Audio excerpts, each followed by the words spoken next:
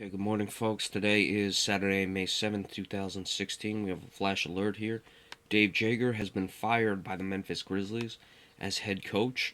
Um, Now, I'm a little surprised by this one. I'm seeing reports that Joerger was almost fired back in 2014 after a slow start. You look at his record, his first three seasons: 50 and 32, 55 and 27 last year, 42 and 40.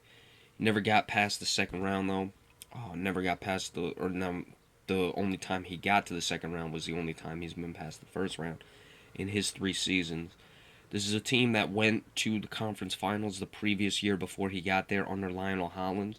Um, it was rumored Robert Pera, the owner, at the time of the hiring of Joerger, that Joerger was much more of a metrics guy, and they wanted as opposed to Lionel Hollins. That's why they brought him in, but they weren't able to get over the hump. You know, you go to a conference finals, you'd at least like to get back there with a team that certainly had the talent to do so, and they were not able to do that.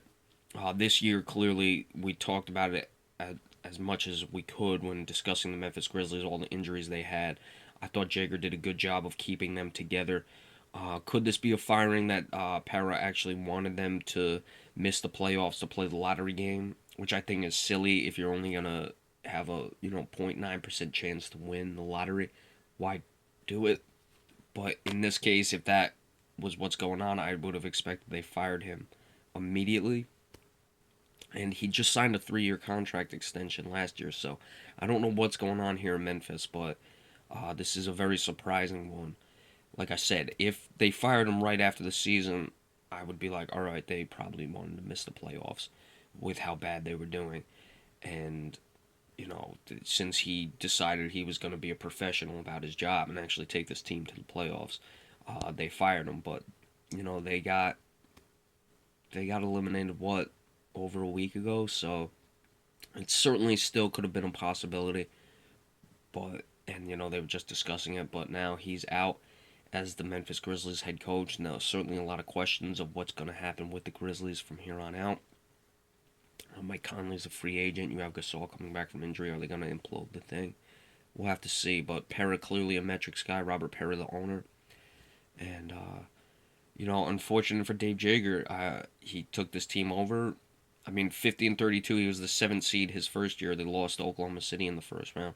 Last year, if you remember, they lost to the Golden State Warriors in 6, who went on to eventually win the championship. And then this year, you can't really pay much attention because they had no one in the playoffs. So, what can you do? We'll see who's going to be in the discussions for the new coach. You may be looking at a variety of guys. Is Jeff Van Gundy going to do it? Is Kevin McHale going to go to Memphis? Certainly, McHale was coaching in Houston under Daryl Morey, who was a big metrics guy. So we'll see if that'll be the case, but I'm really not sure.